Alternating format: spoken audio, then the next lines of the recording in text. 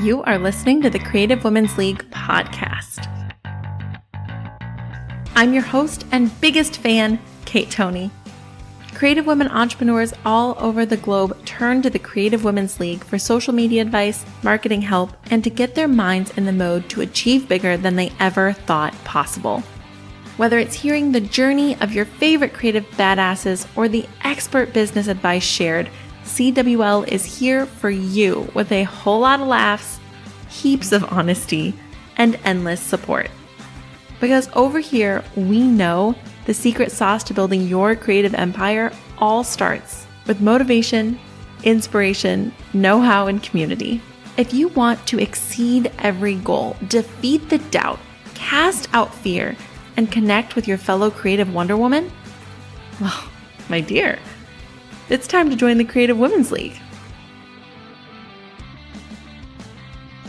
Hey everybody, what you up to? I am so excited to share this with you today. Seriously, anybody who has been a listener of the show for the past few months really knows that I have had a rough bout. I keep getting sick, and it's nothing terrible, but it has me down for the count for a little while. This conversation was recorded during one of those bouts. I remember feeling terrible. My brain wasn't with me. I just was all over the place. And after getting off the phone with Beth, I was completely re-energized. Completely. I loved our conversation so much. It was so fantastic. I really can't wait to share it with you. So I'm going to keep my intro short today because you have to hear this. Beth and I got to chat about so many things that you guys were writing in and asking. I have heard from multiple fine artists that it's really extra hard for fine artists.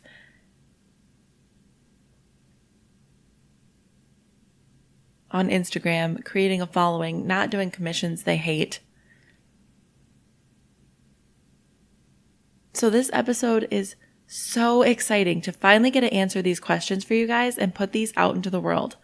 Oh, you're not a fine artist? That's fine. We have all been faced with a commission we don't want to do. We have all been faced with Instagram growth, needing to develop our own style, and of course, developing your own personal style through community, through trial and error. I just love this episode. So what I'm going to tell you before we dive right in, because I really do want to dive right in, hit subscribe. If you have wandered here to listen to Beth and you like what you hear, if you're one of those listeners, I have podcasts where I do it and I broke my habit for their sake. To be a good listener, I broke the habit. If you just wander into a podcast, you search it every now and then, browse the episodes, hit subscribe. It is the number one thing you can do to help a podcast be seen and get out in the world. And if you can convince more and more friends to hit subscribe as well and listen to the podcast, then obviously we're majorly in business. So I humbly ask you, hit subscribe, sister. A key element of our conversation today that you get to listen into was community, and how community really helped Beth develop confidence, develop her style. And you know I'm all about community. So get over to the Instagram at Creative Women's League. Use the hashtag. We have over 4,100 posts on the hashtag. How did that happen? We blew right past 4,000. The hashtag is Creative Women Rock. Show off what you're doing. I love to see it. The community loves to see it. It's amazing. And of course, join the Facebook group, Creative Women's League on Facebook. I can't wait to see you there. You know, in a week, I am headed to Washington, D.C. for my first business trip with Brene Sewing Machines.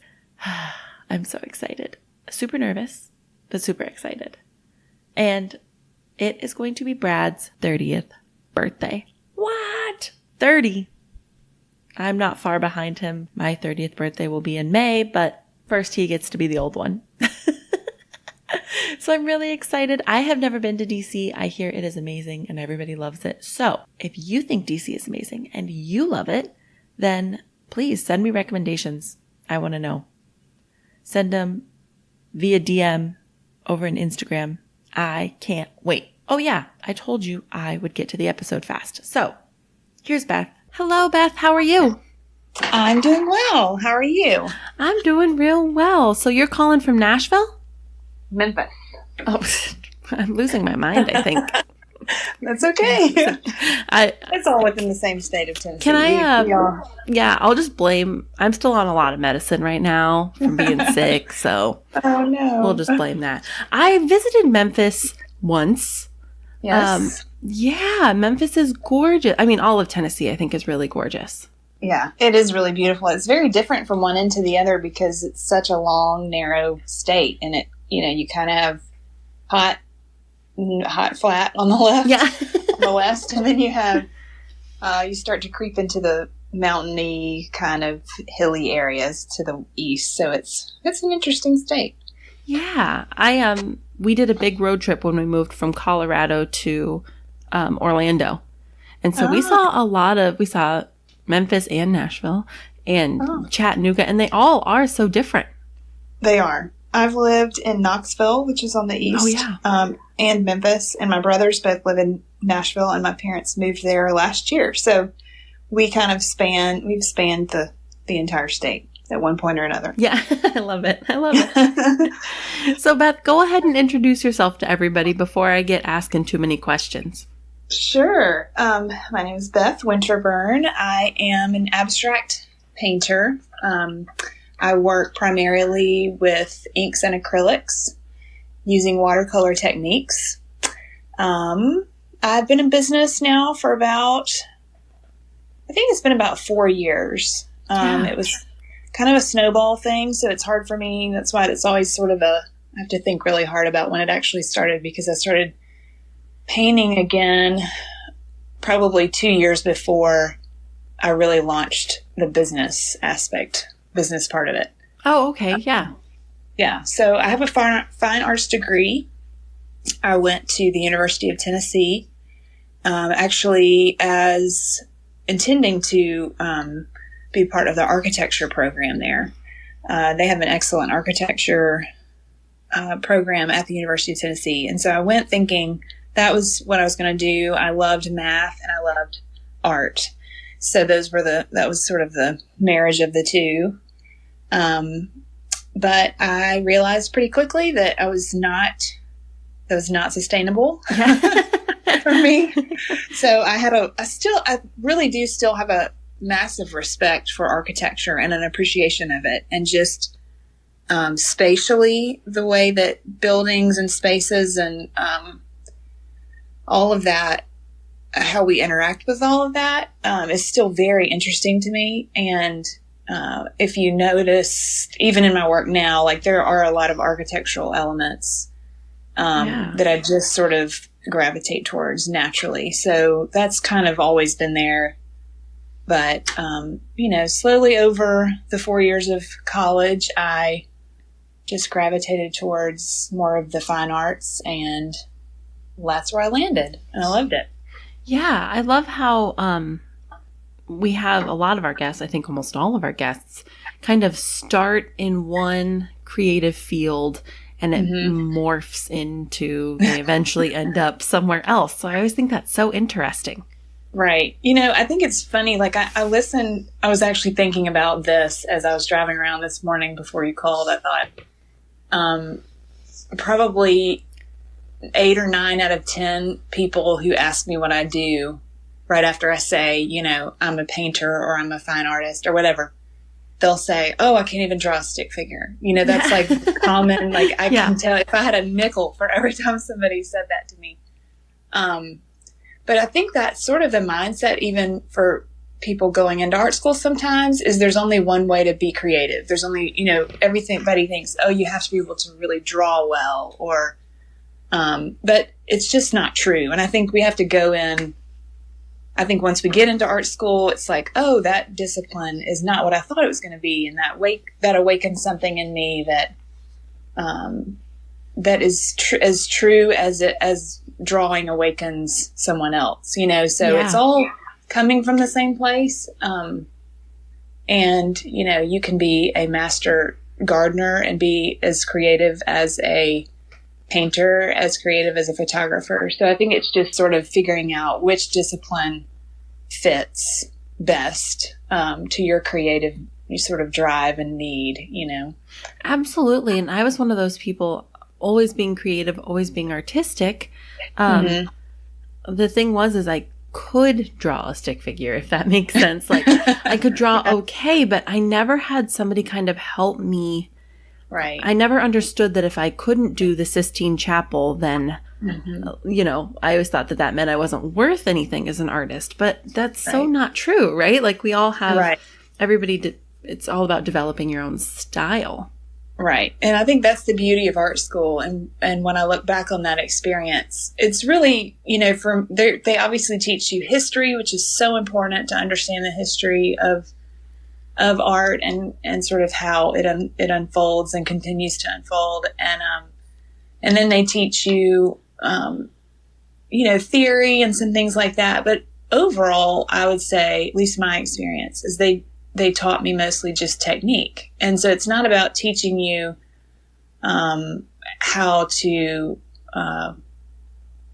know, I don't know how to say it. Like you go in as a non-artist and you come out as an artist. Well, you come out really as a technique, sort of a master of a technique, perhaps. But you still have to learn really the overall artistry of it all and finding out how to apply those techniques in a way that's true to yourself. And that's really the process of art, is sort of once you've got all that under your belt, then you start the journey of, okay, what does it mean for me to be an artist? Because now I have all of these tools in my belt, and now I just have to figure out how I want to use them to express me, you know? Yeah. And I feel like that was always one of my hardest things when I really wanted to be an artist, right? I was like, no, I'm an art class. I'm an artist. Was I couldn't appreciate like how I would tell the story of my feelings and my life via art, because I really wanted to do it like she was doing it, or he had a really cool style and that was what I liked. So it's hard to not get caught up in, I mean, I guess that's all of us, right? It's hard to not get caught up in what other people are doing and if that's better or worse than what you're doing, if you should be doing more of what they do. But yeah, it sounds like art school really was what helped you feel more confident in what you were saying as an artist. Yeah. And I think, you know, I would say too, as far as what you said about, you know, comparison, I mean, that's a danger in anything, like even outside of the arts, like we all do that, you know, even in mothering or whatever. But, you know, there's something, even the masters, like if you read through the history of the masters, a lot of them, there were these groups of artists that were all friends with one another, that were, you know, learning from one another and even looking at one another's techniques and going, okay, I like that about what he does or she does. And it doesn't mean that they are trying to mimic that artist, but there's something about what that artist has done that's almost like a teaching tool. Like, you have a tool that I don't have, and I would love to try that tool out. And if it works for me, then I'll continue to use it in my own way. And if it doesn't work for me, then I tried it and I'm going to move on and give it back to you or give it to the next person. And, you know, that's all part of the process too, is just being able to experiment and to learn from one another, you know, and that's what makes it really fun. But because we all are so prone to comparison, it can, if it's, you know, it can tip to the wrong end of the scale of wanting to, you know, just sort of having the wrong motivation for wanting to be like or better than or whatever, instead of really remaining true to what you do, you know, what you really truly love. Yeah, absolutely. I think you're right. That's a great lesson just for life in general. Right. It really is. Because how many times you think like, well, they're doing that, maybe I should be doing that. And it's like, no. I loved what you said about like, take what they do. And if you could make it your own and have it work for you in your way, then great. And if not, then, you know, keep looking. Yeah. Right. And I've had those experiences where I've thought, oh, I love that way that, you know, she tried that and did that. And I would try it and think, oh, no. That's just not me. But unless you try it, you just don't know. And I think there's a lot of fear to even try it sometimes. Absolutely. So were you always a painter? Like when you were young? No, I really wasn't. That's kind of a funny story too, because so when I enjoyed everything when I was young. I mean, I played with whatever was in front of me. But when I got to school, really when I got to high school, I had an amazing art teacher in high school. That's probably where it really began for me, just to fall in love with the arts. She was wonderful. And I think one of the best things that she taught me, honestly, was how to critique a work. Yeah. She would do, and we were so annoyed whenever she would assign this, because it was so detailed and so in depth. And she was relentless on how we would critique a work. And, she would put up anything from contemporary art to like the old masters, and just have us have to talk about the work in grave detail. And it really was a great lesson in stripping things down and really being able to see them. So I think that sort of process made me fall in love with the meaning and the depth of what art could communicate, and just realizing, wow, there's really so much there. It's not just, oh, that's so beautiful. That's just appealing to look at. It's like I learned that even if I don't necessarily like a work, I can love the technique and appreciate, what was behind that piece. Yeah. So I think that whole thing was really the introduction for me, not necessarily into any one discipline, but just into the love of art for what it was. And then when I got to college and started, sort of dove into architecture, I think all this is a little blurry now, but been a while. But I think that I had to take a few creative courses as an architecture major. I know I had to take like certain design courses and like theory of design and things like that. But I think there was room in there for, like a lab, which I think I chose. That's probably where it started, was I chose a photography lab, because all of that, photography and sort of line and how you see space is very relatable to architecture. Yeah, definitely. And so I started taking photography, and we were still doing darkroom, black and white film primarily. And that was really sort of my first little toe in the door to the art program, was just that photography class. And my grandfather was a photographer, so it wasn't completely foreign to me. Like, he always had a camera, shot film, and was always kind of like showing me things. And so that was kind of a fun introduction, but I thought it was just going to be for play. And then like, I guess once I switched over and finally decided that I wanted to be a fine art major, I sat down with my professor that was helping me with my course selection, and he kind of said, okay, now's your time to choose whether you want to get out of here in 4 years or whether you want to stay for a fifth. And so that really determined what discipline to choose, because at that point I had taken mostly photography courses. Yeah.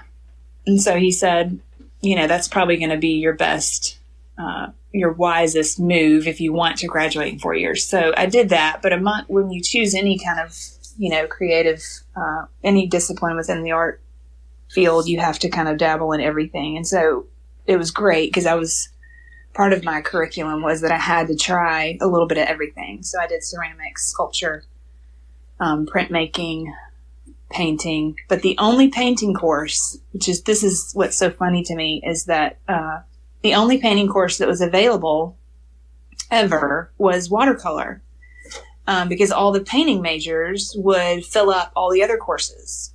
And I guess maybe there weren't a lot of them, so maybe that's what happened. But yeah.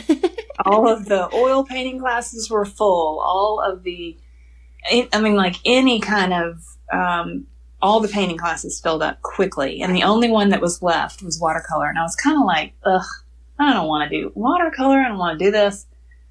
And so I reluctantly signed up. And now it's funny to think, like, that course was so instrumental, and everything that I learned technique wise is everything that I'm doing now. So it's just kind of funny to me that was the one course that I thought, I want to do this.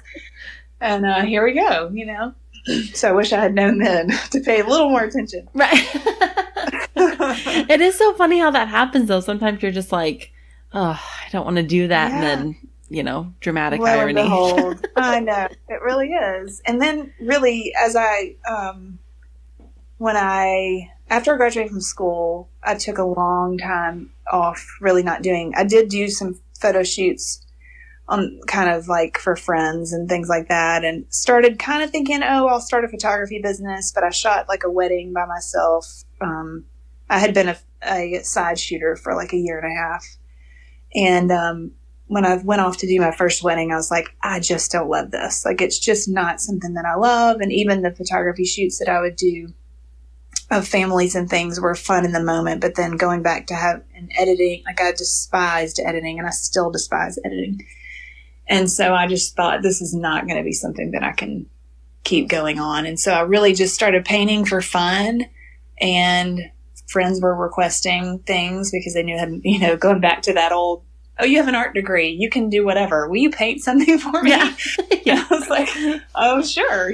So, and then over time, like it went from, I'm going to paint things for other people to, I just want to play with some things. And I had these old ink bottles left over from art school that we used India ink and some other inks in this one course that I took. And I thought, I wonder what this would look like to use as a watercolor base rather than watercolor.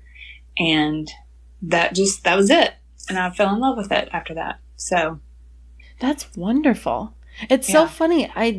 It's my favorite part of the podcast is just hearing how, I guess we all assume because somebody's successful at something, it was like a straight line, right? To like you just woke up being like, you're born just being like, I'm going to be a painter and I'm going to be good at it and this is going to be my job. But it's not. Like, It's a whole meandering way to get to something that really works for you. Mm-hmm. Definitely. And as corny as it sounds, I mean, this sounds so like, what's the word? Like, I can't think of the word right now. But, it's like, it really was just one of those things that kind of found me. Like, I think if you just stick with what you love, it's that saying of I'm being paid for something that I really enjoy. Like, I would do it anyway, And it's just a bonus that I get to actually do this for clients and I get to work with people. And, but I really never intended for the business part of it to ever happen. Like, it was just sort of this, I have 3 kids and they were all young, and I just thought I needed some kind of outlet. And I missed touching and manipulating materials and like seeing things come to life. And I just wanted to get into something. And another thing about the painting part is I really did that with the materials that I chose because I wanted things that would be safe around my kids. Oh, yeah. And painting was an easy one. And I just thought I can do that, without worrying too much about the materials. And, I couldn't have a photo lab with those chemicals around. And, so it sort of made sense. Yeah. And that also was one of the things that I just thought, okay, I can do this when they're napping. And it just sort of took off from there, and work started to literally pile up. And I thought, what am I going to do with all this stuff? And thought maybe if I stick it out there into the universe, if people like it. I mean, I really didn't even think beyond that. I just thought I'll put it out there and see what people say. That's awesome. Yeah. And then I started getting, is this for sale? And I thought, oh, well, sure. Yeah, sure it is. Yeah. So you just had, you were creating for yourself at this time to be creating again. And then you're like, well, I don't know how many of us have spare rooms that we can just pile all of the stuff we've made for ourselves in. Right. But it is better to put it out in the world for sure. Yeah. So it sounds like selling it came about really organically. Yeah. But at that time, how were people seeing it? Were you already on Instagram sharing the things you're creating every day? Did you have a blog? Did you just put it on a website? Yeah, no. So I had started a personal Instagram account that just was about my kids and my family. And then every now and then, if I would make something, I might talk about it or mention it. And then I mostly friends started being curious, like, what are you working on? And then I would have a friend request something, and so it sort of became this word of mouth thing among people that I knew. And then I thought, okay, like once you start to exercise that part of you, like it was like, and now I got to do more. I want to do more. And so I think at that point I thought, okay, this needs to be separate from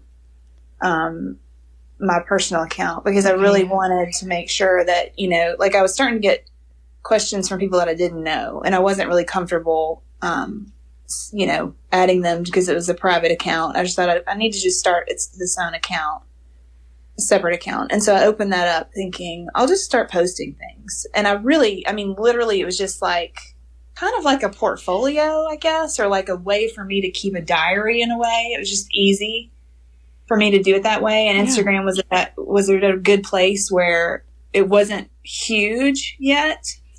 It was kind of like, this will be an easy way. If a friend of a friend wants to see something, they can see that. And then I don't feel so like, showing my entire personal life. And so that's kind of how it happened. And so I just started posting that kind of stuff, and it just grew over time. And what year was that then when you started your Instagram? Oh, man. That's a great question. I ask the hard questions. Yeah. Oh, let's see. Oh, gosh. Probably, I would have to look. I'm not even sure. It's 2018. I would say like 2013, 2014. Oh, okay. So it was a while ago at this point. Yeah. It's been maybe 4 to 6 years ago. Wow. Yeah. Yeah. Yeah. So at that time, you said you're kind of using it as a portfolio. So I'm guessing you weren't looking at like Instagram growth techniques when you first started this. That wasn't the focus. Goodness, no. Yeah. Not at all. It was really like, just a journal. Like it was just sort of like I knew I could think it was really during the time when most people were blogging and more people were like, going that route. But I just really loved the succinct nature of Instagram. And it was one picture, maybe a couple of sentences, and you're done. Like I didn't want to sit down and have a big like blog entry. And so for me, it was like a much more simplistic way of blogging, honestly. And so that's really probably, if I think back to what it was for me, that's really probably what it was. How do you feel about your Instagram? That sounds weird to call it success, I feel like, but your Instagram growth, what was that like? Yeah. Was there a point where you're like, wait, holy crap, this is really catching on?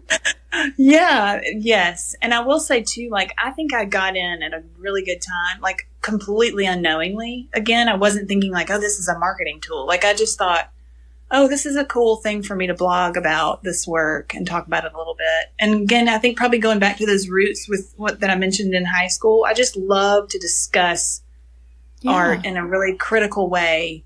And I think so many people are afraid of that right now I've even thought about, I've had this idea to start some type of process with maybe mentoring younger artists or whatever, and just to be able to have some place where somebody will give them honest feedback. But I think the hard thing right now is that people equate critical feedback with negativity. And it's true.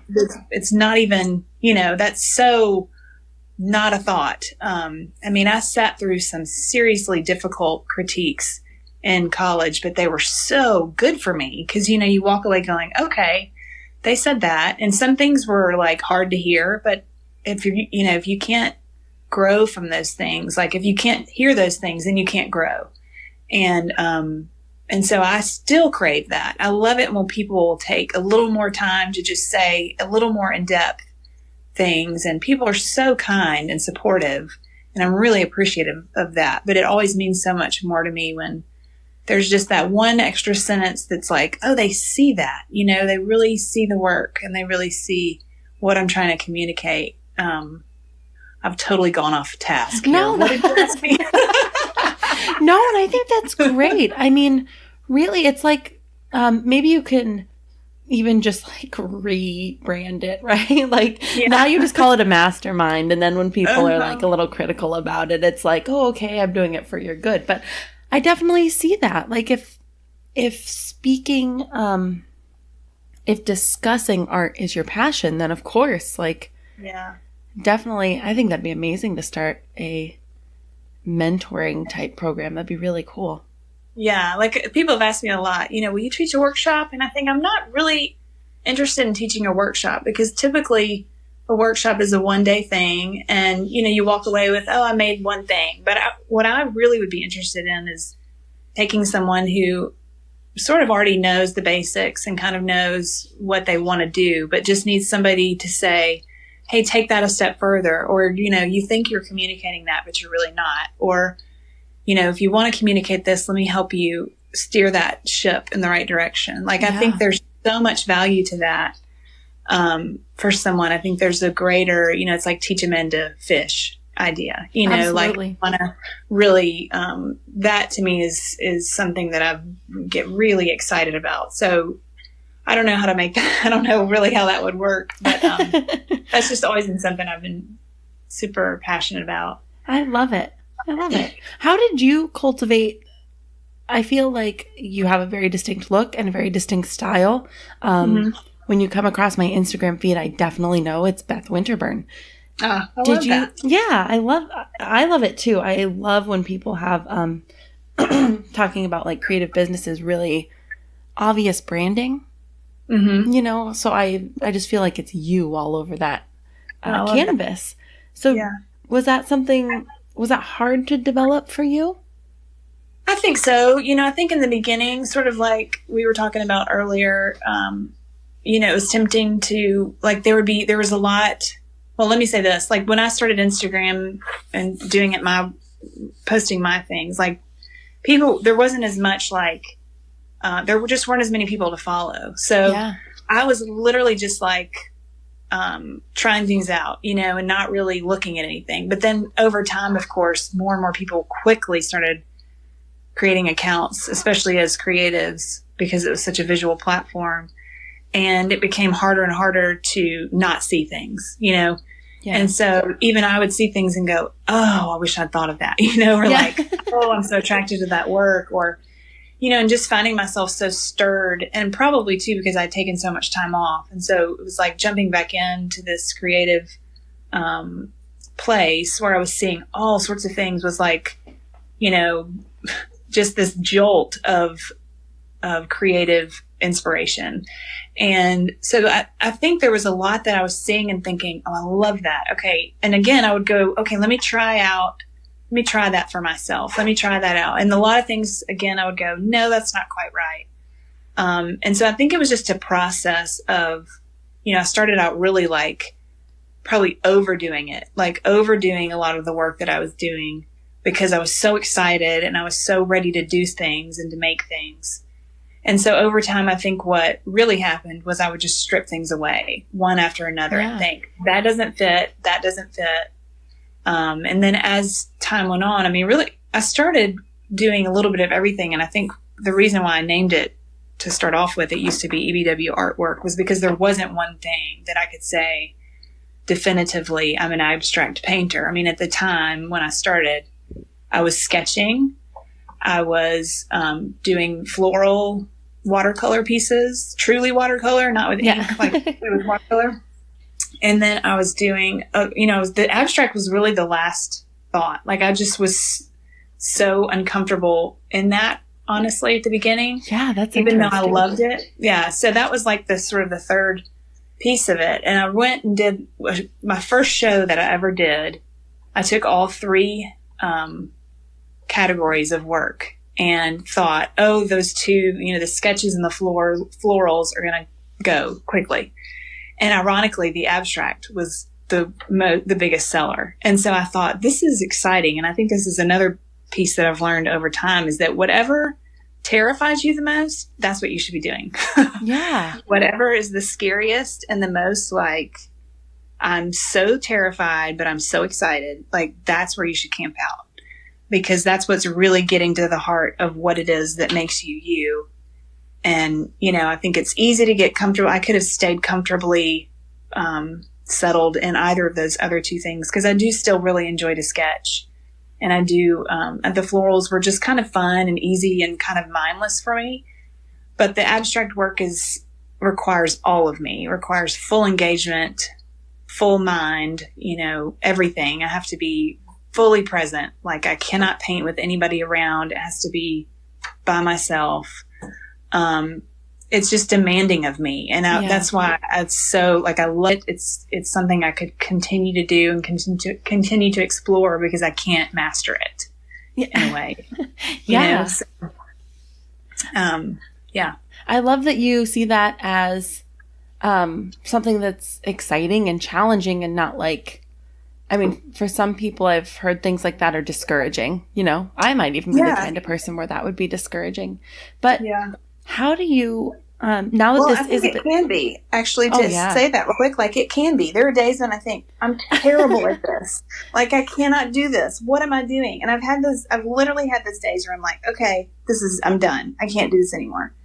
And then something like in the next couple of days will come around that's like just this, no, you can do it. Like, there will be some piece that somebody will request, and I'll think, oh, I can do that. And it's just this tiny little boost to go, stay in the game, keep trying, you know? So I think that's part of it, though, is that you have to accept that there are going to be days where you just are so discouraged. But that's the process of it all, too. Like, that comes with the highs. The lows come with the highs. You can't have one without the other. I love that. Yeah, it is important to, I feel like sometimes on my most discouraged days, it's hard for me to remember, like, it is part of the process, and I'm allowed to have a day where I'm completely defeated. Like, yes. I'm allowed to be defeated today, and then tomorrow I'll go back to kicking butt, but I can mope today. Yes. You have to have those days, you know, you have to be able to compare it, because when you do have a successful moment, you think it's so exhilarating, and you think I can, you know, my husband is, he loves to play golf, and he talks about golf like that. Like, there are days when he's like, I hate this game. Yeah. I can't do it. And then the next day he has a great day, and he's like, I'm going to go play again. You know, it's just this funny back and forth. But I think that's what really draws you to something. That's what keeps you hooked, is like having these highs and lows, you know? Yeah, absolutely. How have you been able to, it sounds like your customer base came, I mean, I don't want to make it sound like too effortless, but it sounds like it was an easy transition into this being a business, or at least an easy choice for this to be a business. Mm-hmm. But how have you been able to, I want to say it, like, curate your customer base? Yeah. So I will say, when I first, like, you know, so Instagram was just like sitting there as like this blog for me for a little while. But then once the business started to take off, and really, you know, you asked, I know about, now I remember, you asked about growth a little bit ago. And I don't know that I actually answered that question, but this, I'll try to tie this in. So, you know, it was just this innocent little thing of me throwing stuff out there. And then really what catapulted it was I was reposted by Design Sponge. Oh, yeah. And I think I went from like maybe under 10,000 and to like close to 20,000 within like 2 weeks. Like, it was nuts. And I started getting all these emails and commission requests, and that was at a time when I was really just sort of scratching the business surface. You know, I didn't really have a solid pricing model quite yet. I didn't have like a marketing plan. I mean, I just hadn't really thought like that would ever be necessary. I just thought, oh, I'm just having fun, you know? Yeah. And even selling at that moment, like, I was just selling enough to where it was like, I can manage this. It's not that big of a deal. Like, I could say yes to pretty much everything instead of having to be super choosy about, you know, this customer or that customer. So really, once that number hit and all those emails started rolling in, I was like, okay, if this is going to, like, I love this project. I love the way this is going, but I have to be able to support it and basically, like, do crash course in business over the next year. Yeah. And so I just started, like, I'm kind of a research nerd. Like, I love I could be a student forever in so many categories. It's kind of ridiculous, but I'll latch onto some subject and think, oh, I want to learn all about this, and who has time for that, right? But I thought I need to learn at least enough of the business side to where I just want to know what I'm talking about, to a certain level. So I started asking around, and then ended up taking some courses through other artists who were more established, and then taking actually my local small business. I can't think of what it's called, but it's like I think everybody has one of these, but it's basically you're paying for it with your taxes, so you might as well take advantage. It's everybody's local business. What am I trying to say? It's like local government hosts a local business sort of crash course. Oh, okay, yeah. And so mine was, they offered about 6 different courses through the year, and it would be like a one whole Saturday or maybe like an evening type thing. And it would be, one was on taxes, which was really fun, but one would be on taxes, one would be on social media. And then it was really helpful. And so I went and just immersed myself for about a year in everything that I could. And just learned as much as I possibly could, and tried as best as I could to do as much free as possible. Because again, this is the start of my business. Absolutely. I didn't really have any business money to reinvest in any of that stuff at the time, but just tried to learn as much as I possibly could. And so that was super helpful, just to give me a little bit of a foundation. And then it kind of changed my mindset as to how to use Instagram and how to really think about it differently. And I will say, like, that comes with a blessing and a curse. On the one hand, it's like, okay, how do I get this? How do I service my customer? But on the other hand, the curse is that it can be such a roller coaster and such a beat your head against the wall when the algorithm continues to change. Yeah. And everybody's like, I just figured this out. It's just a constant growth. Again, like, it falls under that whole thing of you have your highs and your lows, and it's something that I'm constantly having to learn and change and adapt to. But I think one of the best pieces of advice somebody gave early on, and that I continue to hear, honestly, now when I listen to podcasts on business growth and marketing, is just to really know your client, know who you want your client to be. And so that was so helpful for me, because if I sat down, I could really pinpoint where I see my art going. Like, I can visualize the wall or the building or the interior. And I can visualize the type of client that I've hoped that I'm appealing to. And I think that has really kept me focused on what I'm doing. And it's helped me be able to say no to the wrong things. Because I've had a lot of things come along that probably other people would go, are you crazy? You're saying no to that. And, it just doesn't fit. It doesn't work. Doesn't work. And if somebody came along and saw that work that person had hired me to do, I would go, oh no, it's not mine. Like, if I can't say confidently that, yes, that's my work and I'm proud of it and that's exactly where it should be, then I should move on from that. I feel like, and let me know if I'm going to interject something here, and let me know if you think it's on point or not. But I feel like in your story, the best way that you have curated your own client, kept customers coming back for you, was consistency. Because even before, you were taking Instagram as a business, you're always posting beautiful things that you're doing and your beautiful surroundings in your studio and things like that. So you're always doing it, no matter if it's discouraging or not.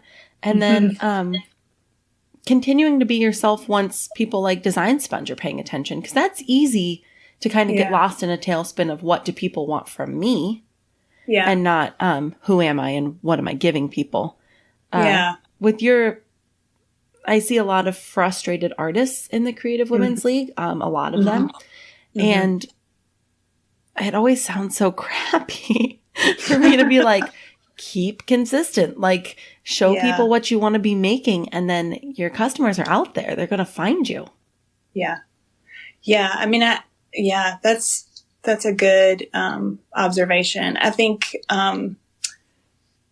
this is some people are going to hear this the wrong way, but I think it's probably something worth saying. And maybe it goes back to my years of critique.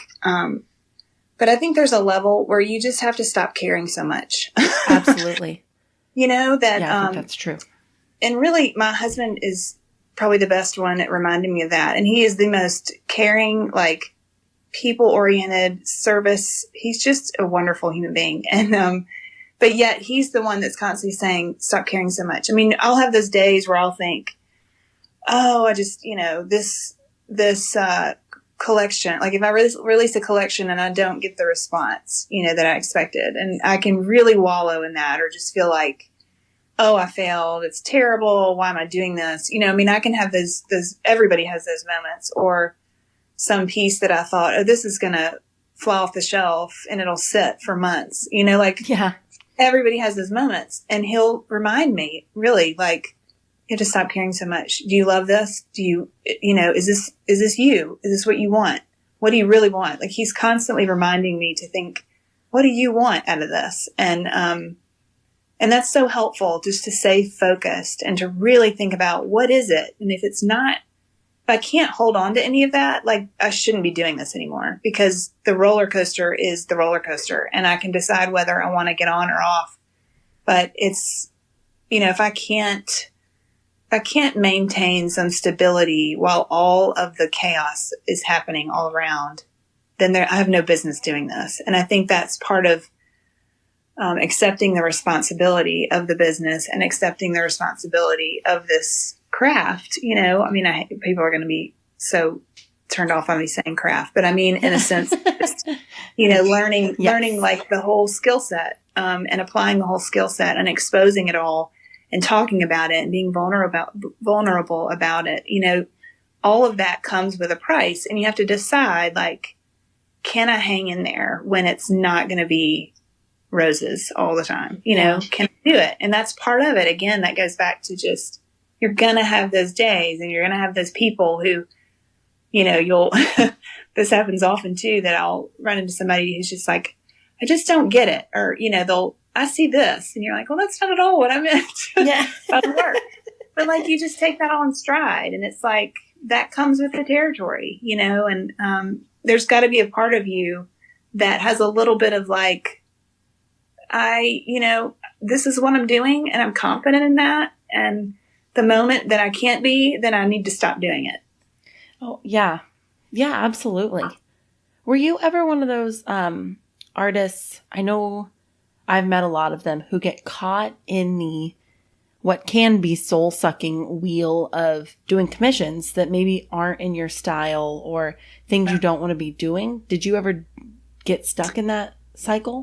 I never got stuck. I will say at the beginning, I was taking, like, very, very beginning, like early on when I was doing, the sketches and color and all those kinds of things, I was taking more requests by far than I would today. But it was really, again, like, at that moment, it was just, I'm having fun doing these things, even though they're all over the map. But I didn't have the same goal in mind. Like, I wasn't running the business. It was just a little bit of this, a little bit of that. And the variety at the moment for me at that time was great, because I was so craving anything creative that I didn't mind all those random requests at all. But now, I will say this year, for some reason, 2018 has been the year of commissions. Like, I don't know what's in the water, but the moment, I mean, it's been crazy. The moment I finish, I'll usually have about 3 or 4 going at a time.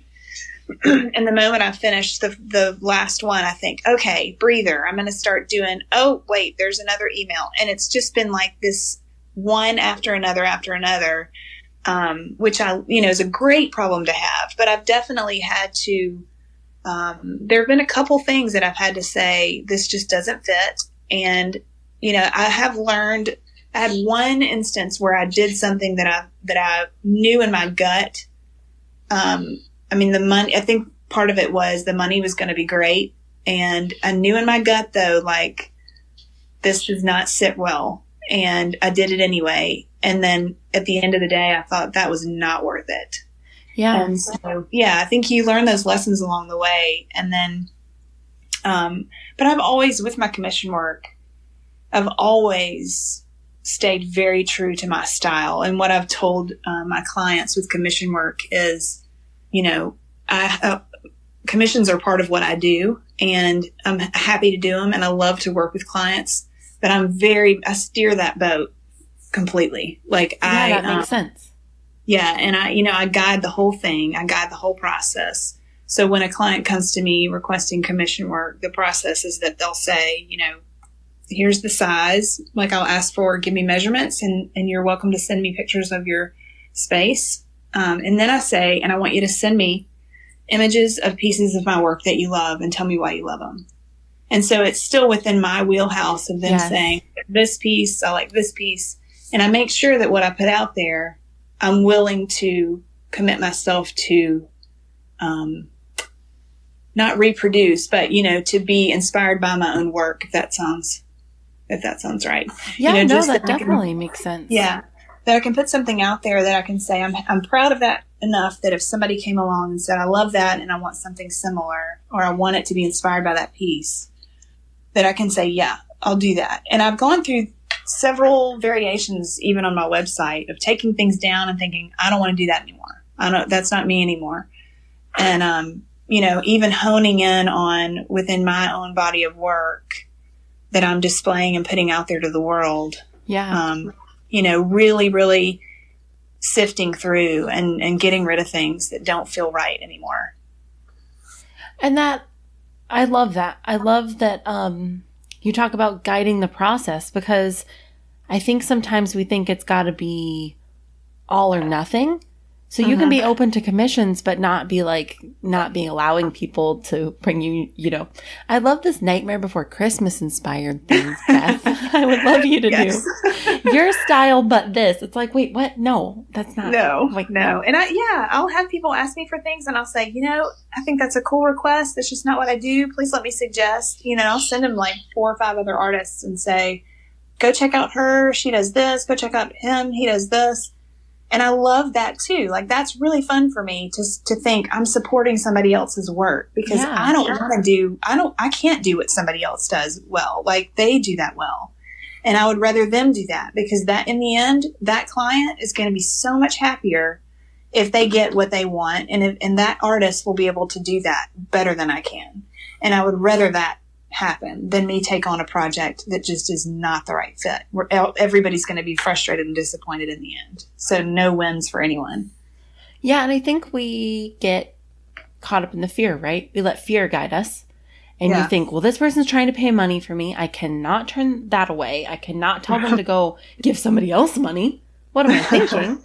But if it's not you, and if it's not going to be worth it, if it's not, you're here to be your own boss and do the things that inspire you. I mean, a lot of us. Yeah. Sorry. No, it's okay. I mean, I know a lot of CWL members have day jobs still. And you have somebody who's telling you to do work you don't really want to do all day. So don't come home and do that too. Like, be brave enough to say no. Right. And you never know what's around the corner. Yeah. Like, let's say you say yes to some project, and then a week later you get your dream client down the chute, yes, you should have said no to that person. Yeah. And that's part of it that we fear, is like, well, we don't know what's coming, and we don't know what's going to happen next. And I mean, I've had those seasons where it's like, I'm super busy, and then it comes to a halt, and for like a month, I don't hear a word from anybody, or, and I feel kind of like, oh, what happened? What's going wrong? And really, that time off, in retrospect, was for me to prepare for what I didn't know was coming, because I'll have some huge assignment, some big body of work that's requested a month later that I look back and think, oh, if I'd only known, I would have taken that month and read a book, because I can't breathe right. Yeah, absolutely. I'm such a big believer in that anyway, that, sending work to other people, the rising tide floats all ships. Yes. It's good karma you're putting out there, and it's good business karma you're putting out there. And you don't know, I mean, also then you're creating a relationship with other artists. Yeah. So then when they get a request that's so not them, they know who to send it to now, because Beth or whoever's listening they've sent me 3 people that ended up being great commissions for me. So now I'm going to send them people who aren't great commissions for me. Yeah. And there's something really thrilling about seeing other people be successful. And, you know, just to think like, I love that. It's really exciting for me to pair. I mean, that's another one of those avenues where I think I've told my husband before, like, if I weren't an artist, one of my options, I think, would be a travel agent, like somebody who could just say, or even like, in real estate, like, let's go find your perfect house. Like, I love being able to marry people with their dreams. Like, what is it you really want?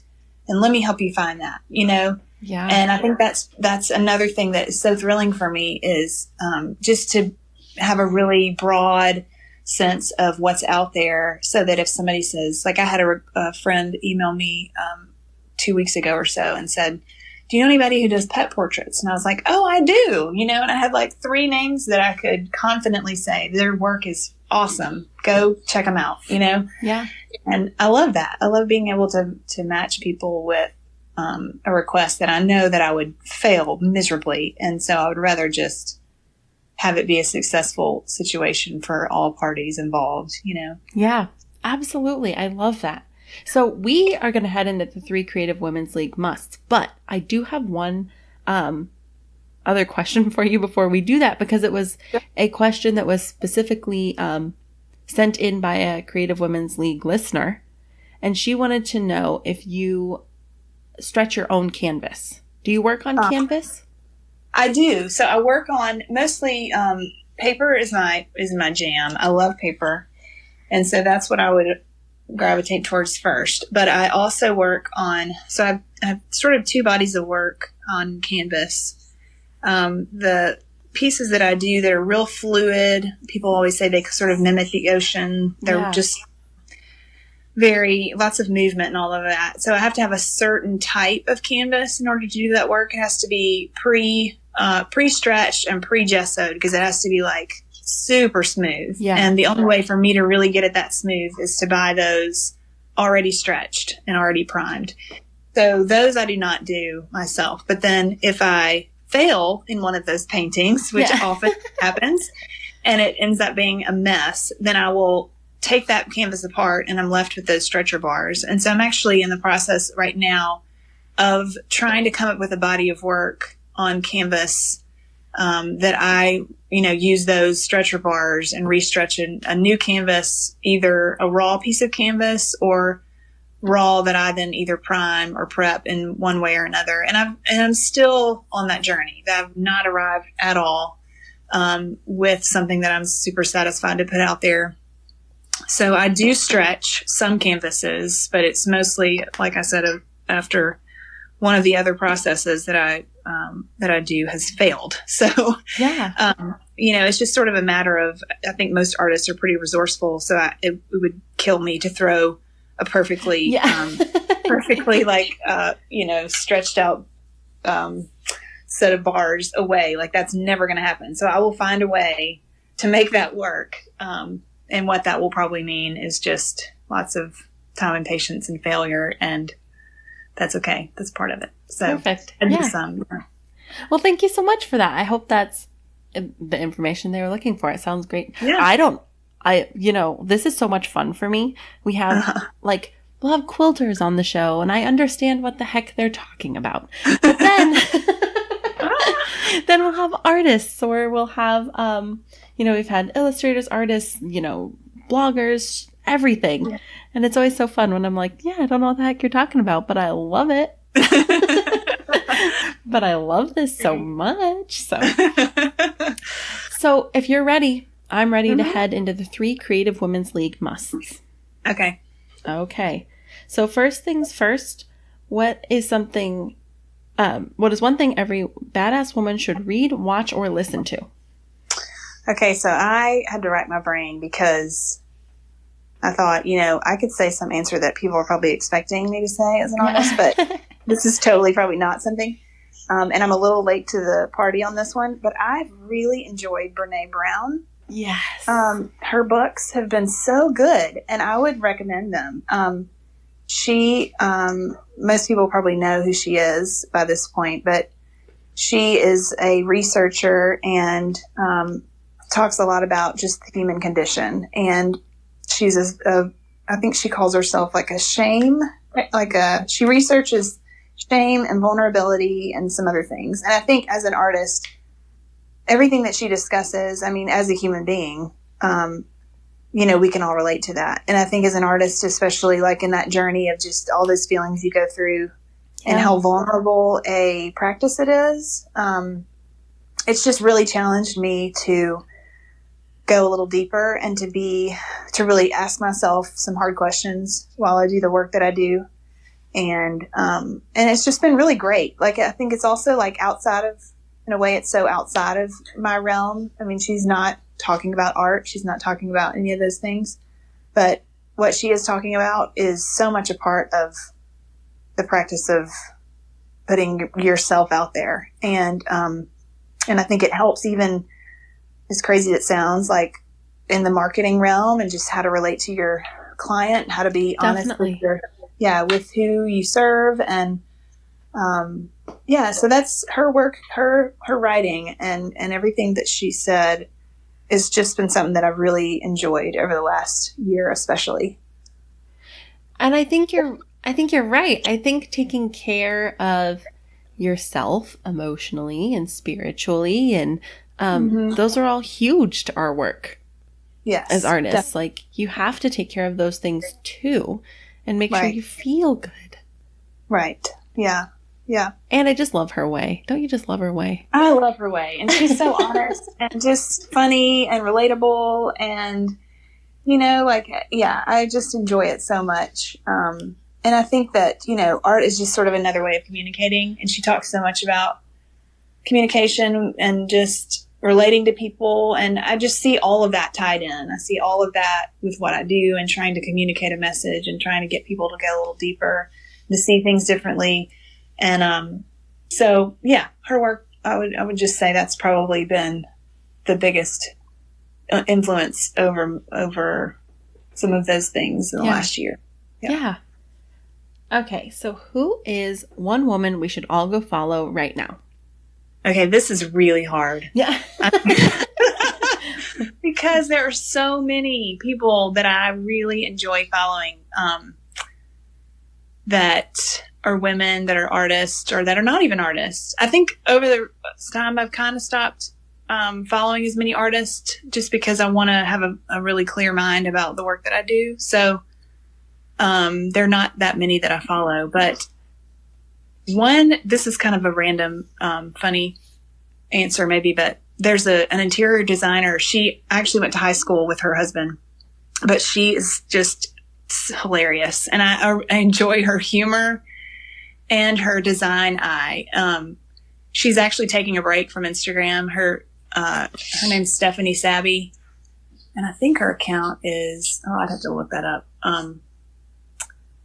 Maybe Sabby Interior Design or something. We'll put it in the show description so everybody can just click right over, 2 clicks, and they'll be following her.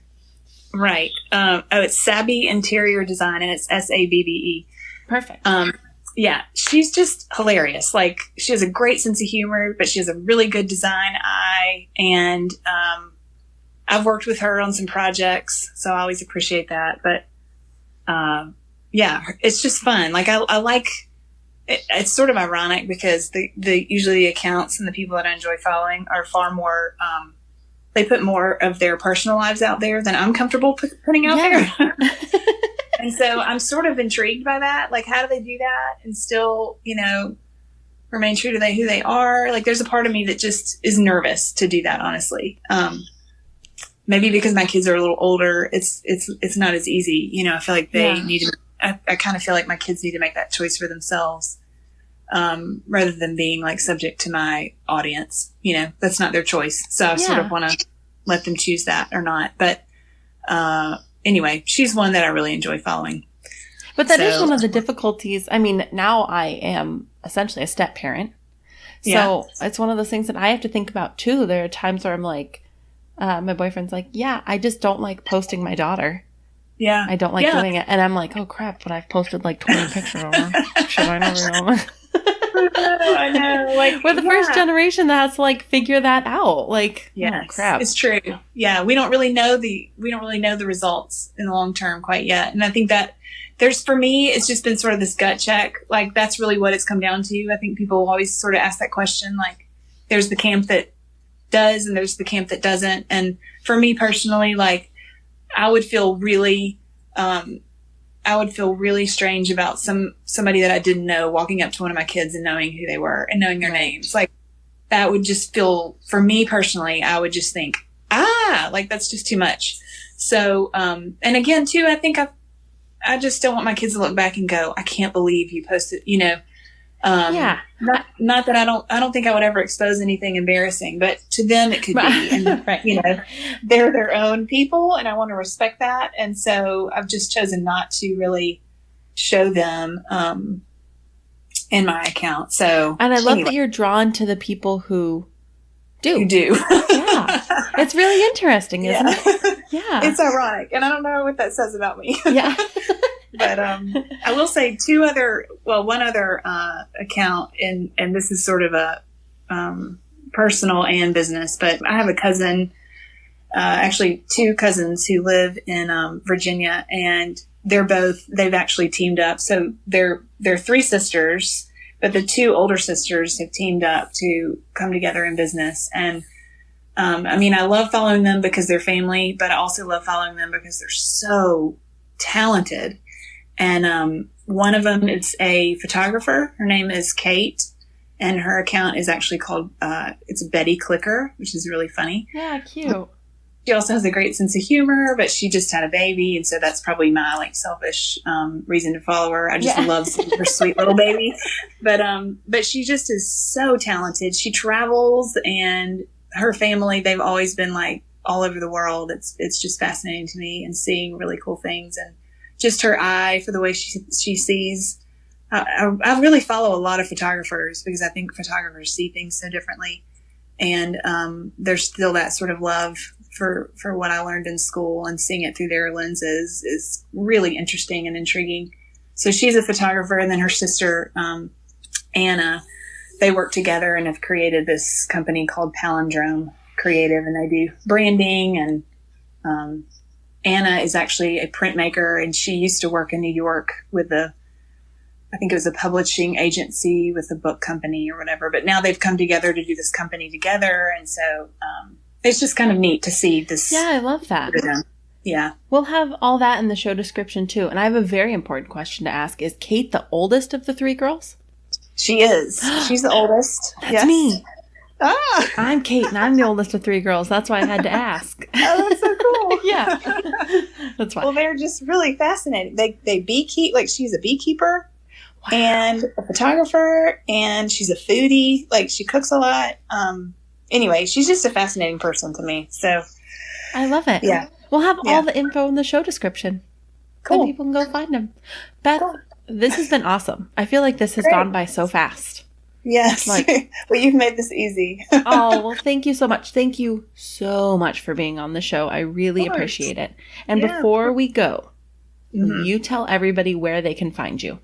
Yes. BethWinterburn.com, and Winterburn is like sunburn, only winter. I say that all the time. Yeah. And so BethWinterburn.com, and then Instagram is at Beth_Winterburn. I think all of my social accounts are the same. I'm on Twitter, really, sort of, not really, but I'm on Twitter, and I'm on Facebook, and but primarily on Instagram. And I love hearing from people directly. I really sincerely do. I love to communicate directly with people. So I don't, if anybody has follow-up questions or wants to message me, I really enjoy doing that and talking and following up. So don't hesitate to do that. Thank you so much, Beth. That's awesome. Yeah. Thanks for having me. Of course. Yeah. I appreciate you coming on and answering all of our questions about painting. And now look how much I know about it. I'm a regular expert. Awesome. Thank you so much for listening today. For more information about this episode, go ahead and look in the show description. Don't forget to head over to Instagram at Creative Women's League. Follow there to join the community, and of course, use the hashtag Creative Women Rock. I want to keep up with what you're doing, and so does this gorgeous community. I can't wait for you to join us. Go ahead and hit that subscribe button. I will truly love you forever for it. And if you post a picture to your Instagram that you have subscribed, so you just show that lovely little subscribe button and it shows that you've hit it, share it to your Instagram stories and I will share it to mine. A lovely little shout out for you doing something so wonderful for me. Thank you so much. I'll catch you next week. I cannot wait. And don't forget, Friday, new blog post every freaking Friday. Freaking Friday is the adulter version of Freaky Friday. I love you guys. Check you later.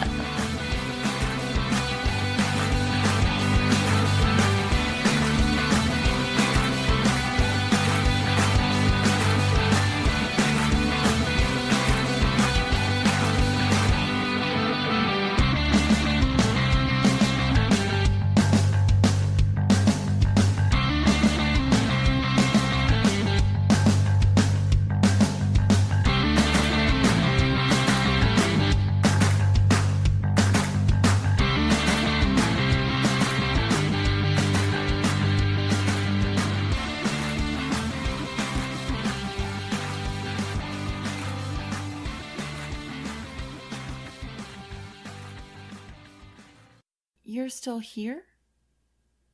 It's over. Go home.